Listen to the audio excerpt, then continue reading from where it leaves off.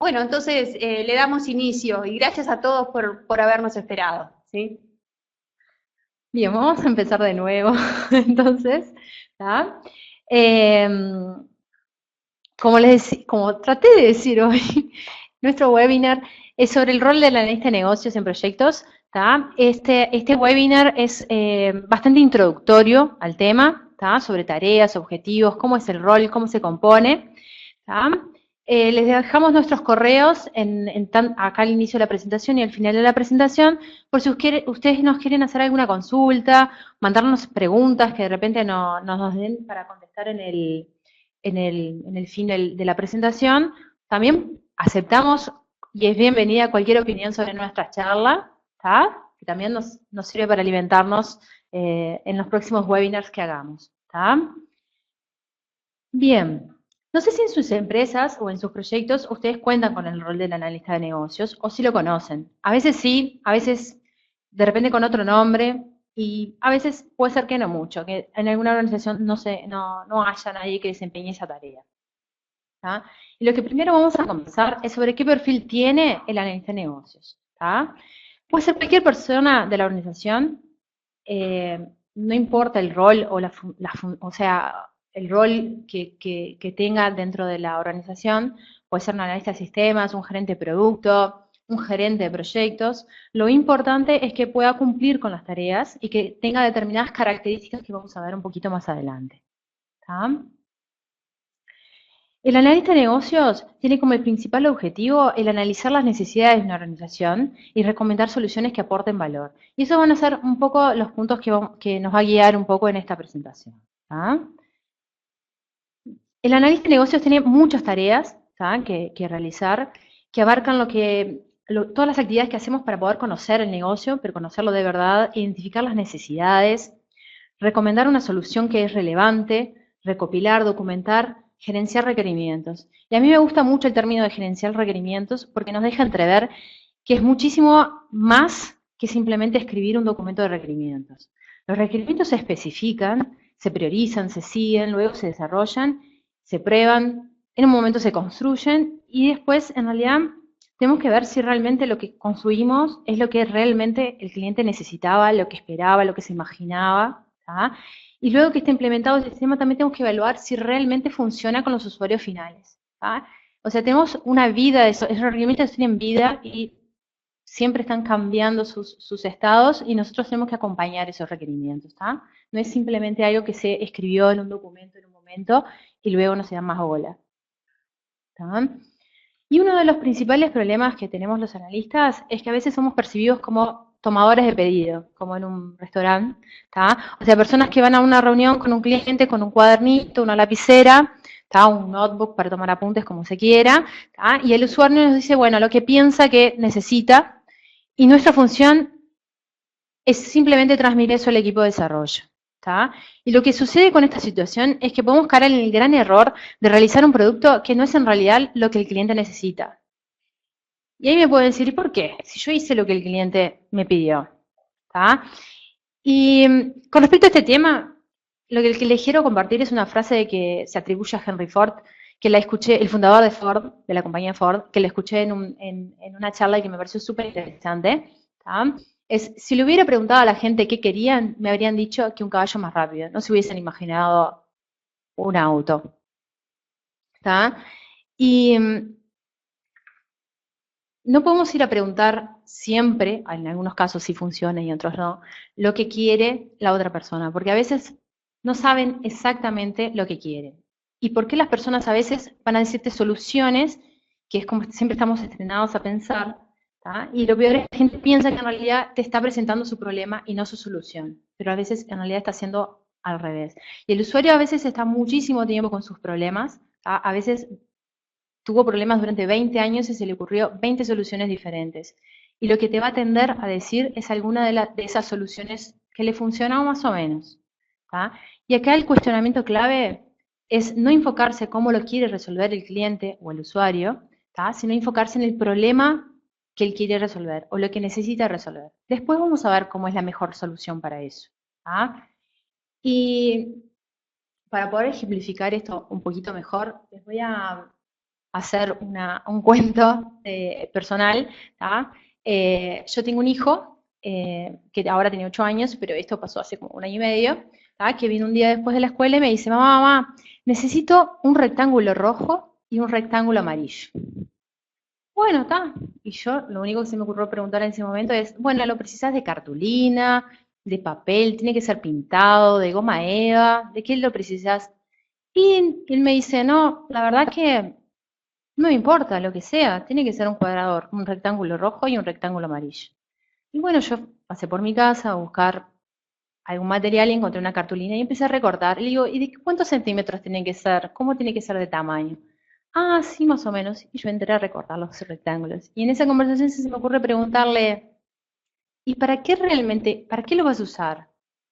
Y él me dice, porque en el recreo, mamá, juegan al fútbol. Entonces, yo quiero llevarle una tarjeta roja y una tarjeta amarilla para poder ser el juez del partido.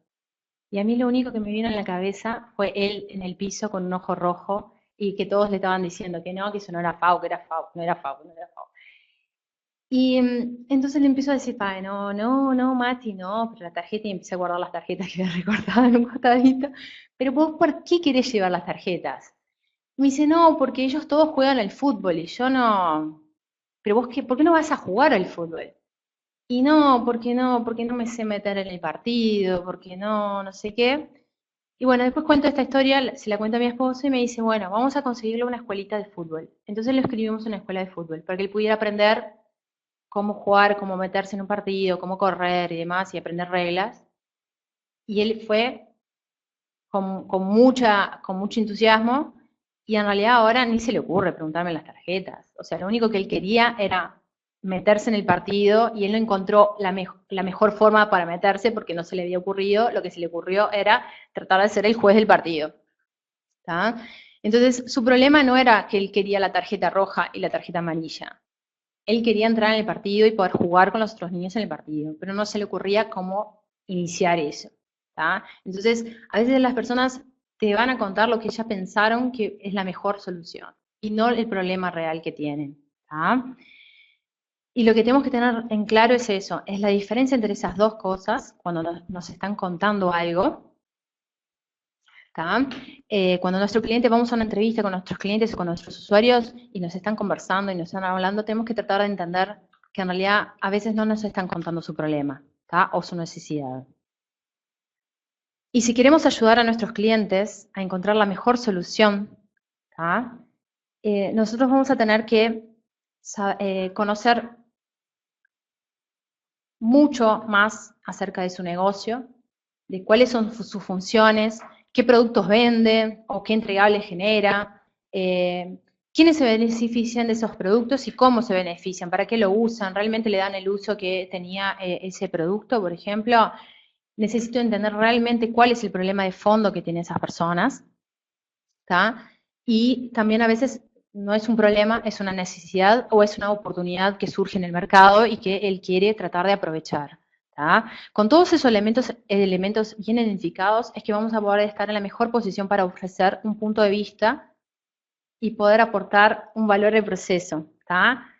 Y para eso, para poder hacer todas estas tareas, ¿tá? El analista tiene que tener determinadas características y competencias. ¿Tá? Tiene que ser una persona que tenga determinados rasgos. Y ahora vamos a conversar un poquito sobre eso. ¿Tá? El analista debe ser una persona que tenga muchas capacidades de pensamiento analítico y de habilidades para resolver problemas, analizar oportunidades de manera efectiva, identificar qué cambios pueden ofrecer el máximo de valor y trabajar con los interesados para entender el impacto que tienen esos cambios. ¿Tá? Y también el analista es una persona que tiene que asimilar muchísima información de fuentes diferentes y la tiene que hacer muy rápidamente. Por ejemplo, vas a un cliente y te dan 25 actas de diferentes reuniones, el manual del usuario del sistema viejo, del sistema del intermedio, las guías del usuario, hojas de cálculo. Después vienen 15 personas diferentes a decirte sus preocupaciones o los comentarios, ¿tá? Y uno tiene que poder también analizar cuál de esa información es relevante, cuál no, cuál es prioritaria, ¿tá? Y tiene que poder entender que esa información existe, ¿tá? Y asimilarla muy rápidamente.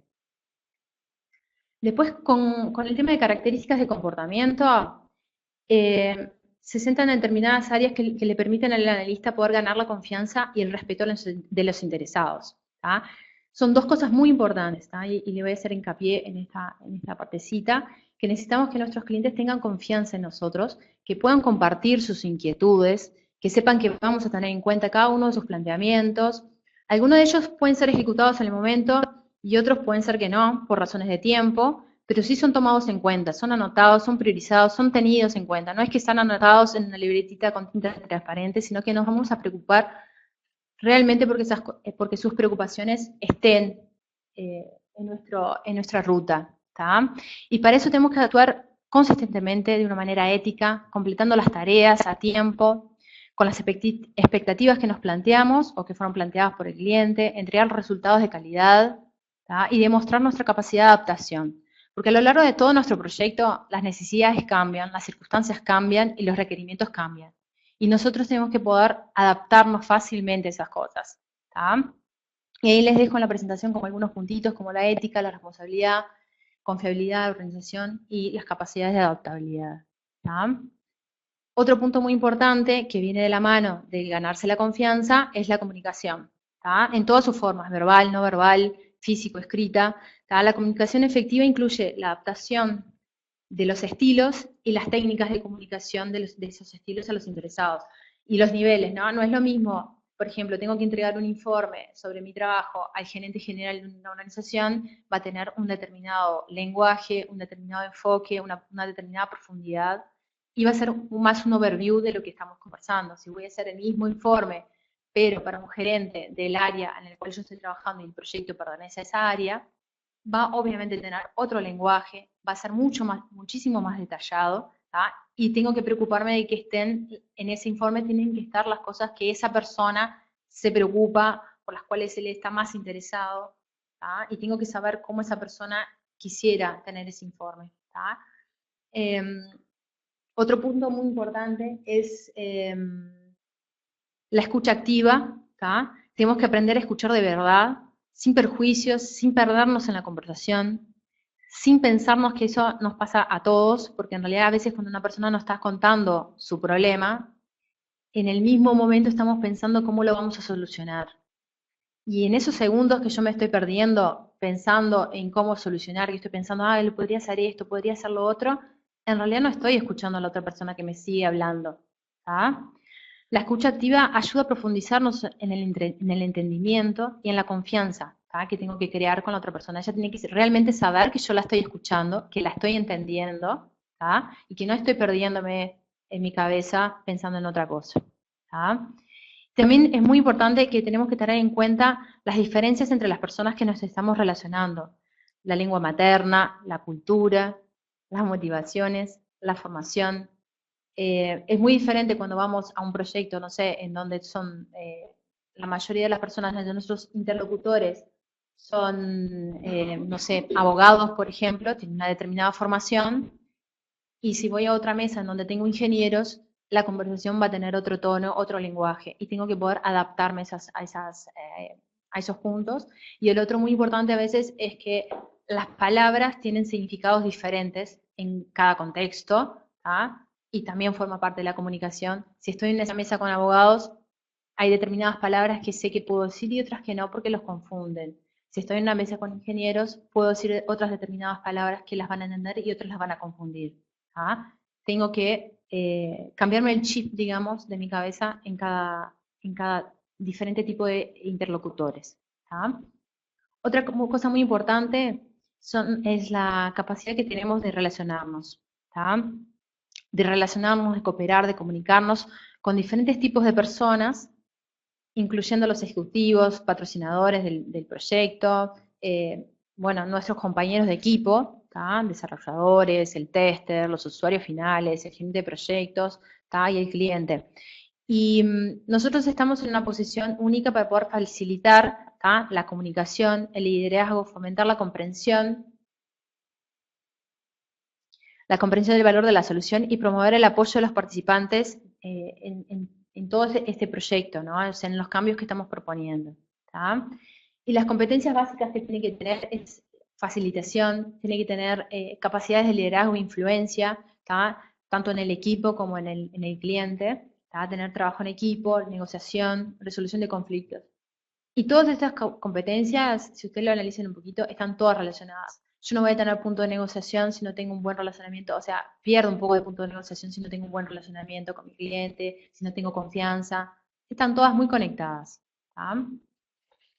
Y otra cosa que los analistas tienen que tener son muchísimas técnicas, ¿tá? Conocerlas, saber aplicarlas, ¿tá? Y en este webinar nosotros no vamos a profundizar en estas técnicas, ¿tá? Ya que podría dar una charla, podríamos dar con Vicky una charla de cada una de ellas, explicando para qué sirven, cuándo las uso, cómo las debo usar, ejemplos y demás, ¿tá? Simplemente lo que les quiero dejar es el concepto de que el analista es una persona con determinadas características, como les dije antes, y que tiene como una mochilita, ¿tá? Con diferentes técnicas, que en los diferentes proyectos va a utilizar una u otra, ¿tá? Son muchísimas las técnicas que hay disponibles para que uno las pueda usar, y las tengo que adaptar tanto a la organización, al proyecto que estoy trabajando. No es lo mismo un proyecto de, no sé, de 3 años a un proyecto de 3 meses, ¿tá? Las técnicas que voy a tener que utilizar son diferentes, ¿tá? Y la organización, también hay organizaciones que son más estructuradas y tengo que trabajar de una determinada manera y otras de otra manera, ¿tá? Y ahora les voy a dejar con Vicky, que va a seguir con la segunda parte de este webinar. Hola. Bueno, si bien Andrea les contaba lo que es el perfil del analista y las características que tiene que tener cada una de las personas, en realidad es muy importante que las personas que desempeñan este rol estén certificados y tengan formación para desempeñar las actividades. Yo les quería contar, hay dos grandes jugadores en el mundo que están abordando esta disciplina, ¿sí? El primero es el IIVA, es el Instituto Internacional de Análisis de Negocios, es un instituto canadiense, fue fundado en el año 2003, tiene más de 100 capítulos en el mundo, hay una comunidad de más o menos, poco menos de 30.000 miembros, y actualmente hay alrededor de 9.000 certificados como analistas de negocios. Este instituto ha elaborado el BABOK, que es el estándar que provee el framework, el marco, digamos, de las actividades que desempeñan los analistas técnicas. Está actualmente en la versión 3. Por otro lado, tenemos a PMI, que es el Project Management Institute, es muy conocido por la gestión de proyectos y tiene muchas personas certificadas como gerentes de proyectos. Es un instituto más antiguo que el IVA, fue fundado en el 69, tiene una mayor distribución. En el mundo hay más de 250 capítulos, hay casi 500.000 miembros, hay más de 800.000 PMPs certificados, pero sin embargo en el área de análisis de negocios comenzó a trabajar hará unos 4 o 5 años que abordó la disciplina y que salió la certificación en torno de unos 3 años. Y hay más o menos alrededor de 1.600 analistas certificados. PMI había liberado primero una guía, como una tipo guía de las actividades, y el año pasado, en diciembre, liberó el estándar completo con una profundidad más amplia que esa guía. Entonces, a ver, para nosotros es fundamental que las personas del equipo estén capacitadas, tengan esta certificación, y estamos también apoyando a los equipos de nuestros clientes a que puedan tener el curso y puedan dar la certificación. Hemos dado, de hecho, este curso, hay varios participantes que lo han tomado, lo dimos en Uruguay con el capítulo de PMI, lo dimos en Honduras, en Paraguay, y bueno, continuamos brindando ese servicio. Les voy a contar brevemente lo que es, cómo estructura el BABOK las áreas de conocimiento del análisis de negocios. Ustedes pueden ver que hay, a ver, denme un minuto, hay el área principal donde paré el mouse, es el del análisis estratégico. Ahora les voy a contar qué es lo que se desempeñan, qué actividades se llevan a cabo en esa área. Después están el área de requerimientos y diseño con sus actividades, el área de evaluación de la solución, y lo que viene a ser como áreas más transversales, aquí abajo lo que es la gestión del ciclo de vida de los requerimientos y la planificación y monitoreo. Por un tema de tiempo, en este webinar vamos a abordar solamente la de análisis estratégico. No vamos a abordar la de requerimientos y diseño, porque entiendo que estamos, todos los que estamos en proyectos de tecnología, un poco más familiarizados con con las actividades de relevar requerimientos, de analizar, de diseñarlos, lo que es también la evaluación de la solución, poder darle un seguimiento a cómo la solución se implantó en el negocio y si realmente va cumpliendo los objetivos que se había planteado. Y después lo que es la gestión del ciclo de vida, los requerimientos, todos sabemos que los requerimientos van cambiando, bueno, algunos se van cumpliendo, otros van evolucionando y bueno, hay una gestión ahí atrás para hacer. Y bueno, todas estas actividades están soportadas obviamente por una planificación y monitoreo que el analista de negocios hace en conjunto con el gerente de proyecto. Así que bueno, yo les voy a contar un poquito más del análisis estratégico que se hace en las organizaciones. A ver, las actividades de análisis de negocios pueden estar enmarcadas dentro del marco de un proyecto o no, se pueden hacer sin tener el proyecto definido. Es algo que también nosotros brindamos servicios a los clientes para ayudarlos a hacer este análisis. Les cuento un poquito cuáles son las actividades que nosotros ejecutamos, ¿sí? Lo primero que hacemos es, en base a las metas y objetivos que la organización se define, que generalmente son metas y objetivos del negocio, que surgen de la planificación estratégica de la organización, ¿sí? Toda organización tiene un plan estratégico, en ese plan estratégico hay objetivos, y el analista empieza a identificar problemas u oportunidades a resolver que están alineados a esos objetivos. Entonces, lo que hace primero es analizar y entender el estado actual de la organización. Después vamos a ver un poquitito cómo lo podemos abordar. Luego se hace, algo que no les dije es, este estado actual muchas veces se conoce como el ASIS de las organizaciones. Después la siguiente actividad es definir el estado futuro de la organización, ahí viene el aporte del analista y decir, bueno, hacia dónde queremos llevar a la organización, ¿no? ¿Dónde quiero cambiar, dónde quiero innovar, dónde quiero mejorar? Ese va a ser mi estado futuro, también conocido como el to-be. Y bueno, obviamente pasar de ese estado actual a ese estado futuro requiere una estrategia de cambio con sus análisis de riesgos y todo más, un estudio más detallado de la propuesta del cambio. Bueno, vamos a ver un poquito cómo aborda el analista el conocer el estado actual, ¿sí? El analista tiene que tener el foco en que su misión es proponer soluciones que realmente le aporten valor a ese negocio. Entonces, está bueno hacer una mirada a la organización desde 4 puntos de vista, ¿no? Son, primero, los procesos de negocio que ocurren en esa organización.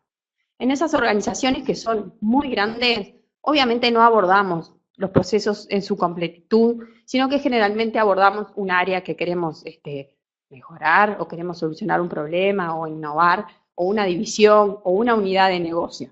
Entonces, el analista lo que hace es tratar de enfocarse y entender bien los procesos que se ejecutan ahí, cómo interactúan las áreas, son procesos que ya están soportados por sistemas informáticos o no, las actividades que son manuales, o sea, logra una cabal comprensión de eso.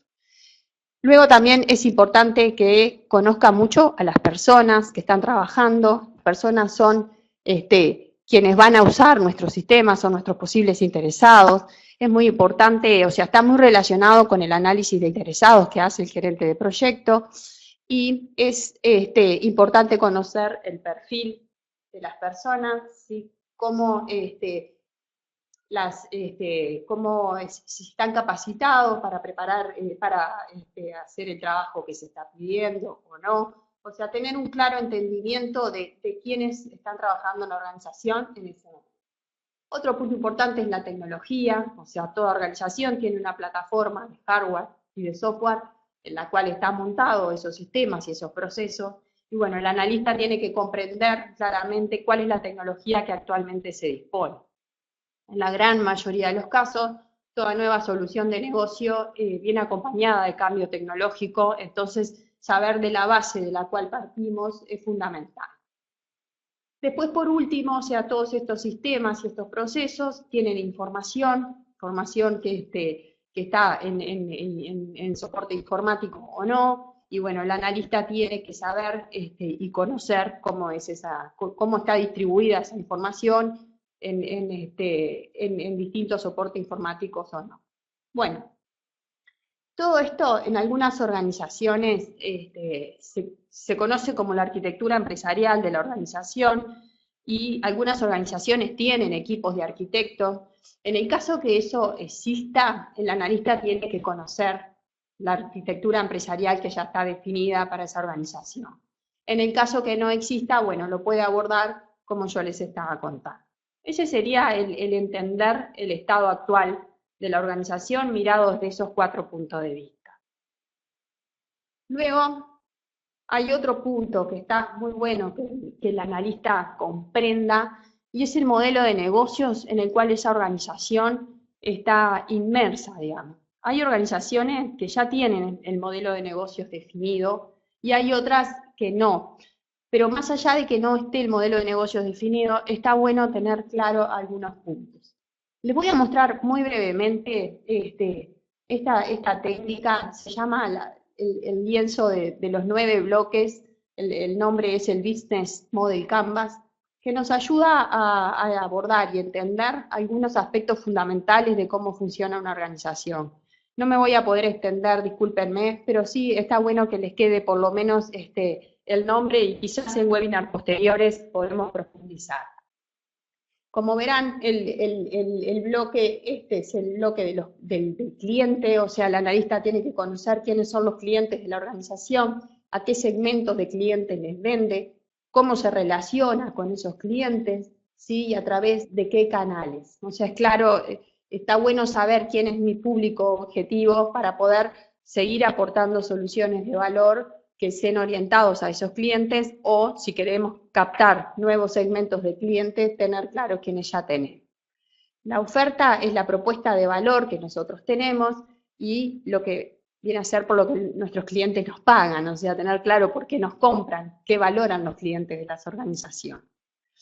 Y este recuadro es el recuadro de lo que se llama la infraestructura, o sea, llamados desde el punto de vista de las actividades claves que la organización desempeña, quiénes son los recursos claves que necesito para poder operar, digamos, y cuáles son las asociaciones que toda organización muchas veces tiene que hacer, que hoy en día se está volviendo como fundamental asociarnos para poder crear ecosistemas.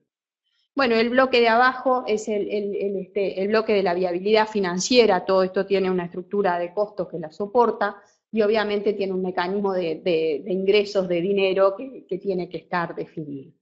Disculpen que lo doy tan alto nivel, pero bueno, está bueno que el analista pueda, cuando llega a una organización, abordarlo y preguntar si este modelo existe, y si no, tratar de imaginárselo y crearlo. Entonces, vieron que hoy yo hablaba de pasar de ese estado actual a lo que es el estado futuro. Entonces, obviamente, ese estado futuro me va a implicar algún cambio en alguna de estos bloques, digamos, ¿sí? Entonces, es importante que tenerlo claro y tener claro dónde es que quiero el cambio, la mejora o la oportunidad. Bueno, en grandes líneas el analista aborda así el análisis estratégico. Como les contaba, yo a veces el proyecto ya está definido, a veces el proyecto se va elaborando, es un trabajo en conjunto con el gerente de proyecto, a veces el gerente de proyecto ya está asignado, otras veces no. Entonces, cuando ambos dos están asignados, eso requiere de una colaboración efectiva para que los proyectos sean exitosos. Esa es toda una charla que después también quizás podamos hacer otro webinar de cómo trabaja uno y otro y las responsabilidades que cada uno tiene a lo largo del proyecto. Bueno, me voy a ir ahora que quería transmitirles cuáles son los desafíos que nosotros vemos para este 2018, o sea, habiendo abordado muy alto nivel el rol, algunas de sus tareas, quería comentarles porque en este mundo tan digital y cambiante, estamos los analistas como enfrentados a varios desafíos que está bueno que los tengamos en cuenta. Miren, el primero de ellos es que, a ver, todas las organizaciones hoy en día están en un proceso de transformación digital. Algunas recién lo están comenzando, otras están más avanzadas. Pero lo que sí es claro que toda esta invasión de nuevas tecnologías, lo que es inteligencia artificial, IoT, blockchain, o sea, están todas las organizaciones queriendo incorporarlas y obviamente ellas se apoyan en los analistas de negocios para poder definir esa solución. Está emergiendo a nivel mundial un nuevo rol. Ya dejamos de ser analistas de negocios para ser analistas de negocios digitales. El nuevo DBA que están viendo por ahí está emergiendo y el analista lo que tiene es que fortalecerse en conocer estas tecnologías y sobre todo saber cómo van a impactar en los procesos de negocio. Ya nada se va a hacer de la misma forma. De hecho, ya con todo lo que son las soluciones móviles, eso está cada vez más desarrollado y nos está cambiando la forma en que hacemos negocios, ¿sí?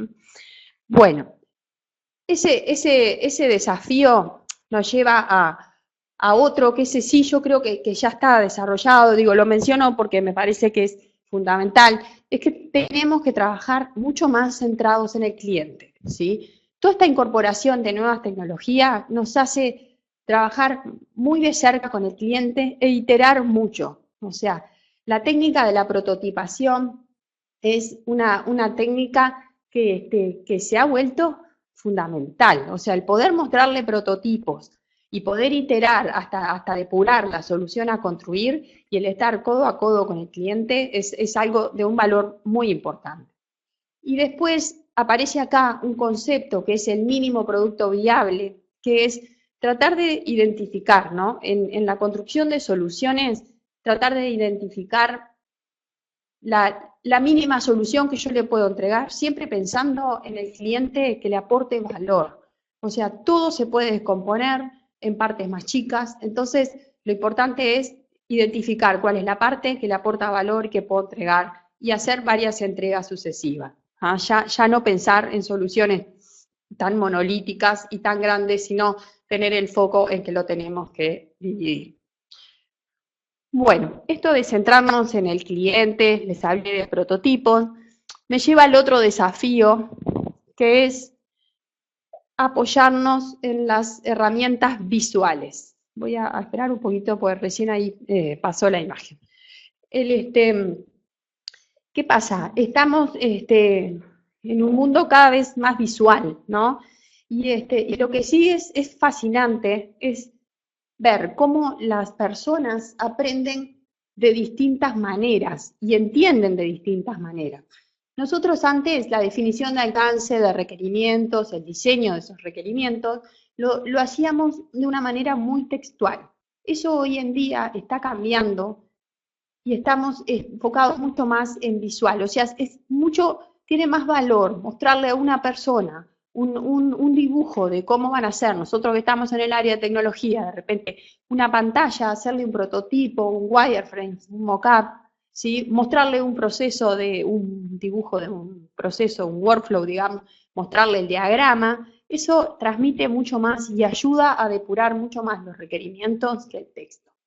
Entonces, a ver, yo mencioné ahí las 5 herramientas que me parecen como más importantes. El Business Model Canvas es el que les conté, o sea, y es la parte de conocimiento, digamos, de la organización y de innovación. Ahora en un ratito les voy a hablar de los mapas de rutas del cliente. Y después las otras 3 son técnicas más conocidas de lo que es la especificación y diseño de los requerimientos. Entonces, no sé, en Uruguay tenemos un dicho que dice, una imagen vale más que 1000 palabras, así que supongo que en los países de ustedes también, eso es importante que lo vayamos incorporando y que a medida que lo usemos vayamos teniendo muchas interacciones hasta depurar. Creo que se ahorra muchísimo en el retrabajo de las soluciones después. Bueno, así que habiendo visto lo que son las herramientas visuales, me voy a ir al cuarto desafío. Ese me parece que es importantísimo también, que es mejorar la experiencia de los usuarios. ¿Qué pasa? Las organizaciones hoy en día están muy enfocadas en mejorar esta experiencia. A ver, el punto es en poder hacer sentir bien a nuestros clientes, ¿sí? Que nosotros podamos hacerlos sentir bien, que sus emociones sean siempre positivas, que podamos transmitir buenas experiencias. Y a veces eso tiene mucho más valor que el producto o el servicio en sí que le estamos brindando.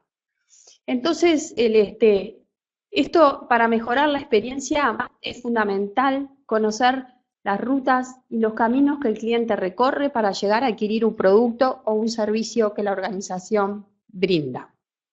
Entonces, antes de contarles la técnica, les voy a contar un ejemplo personal que me pasó hace un tiempito en Uruguay.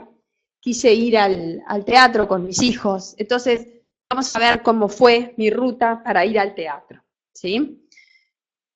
Bueno, miren,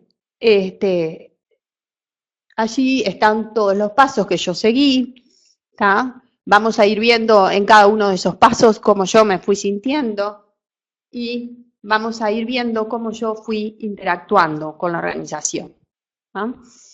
El primer paso, que era seleccionar el espectáculo, tomé el celular, por suerte hay una app para espectáculos, yo fui, seleccioné el día y hora que quería ir, gracias a Dios había disponibilidad, yo estaba muy contenta porque iba a poder ir ese día.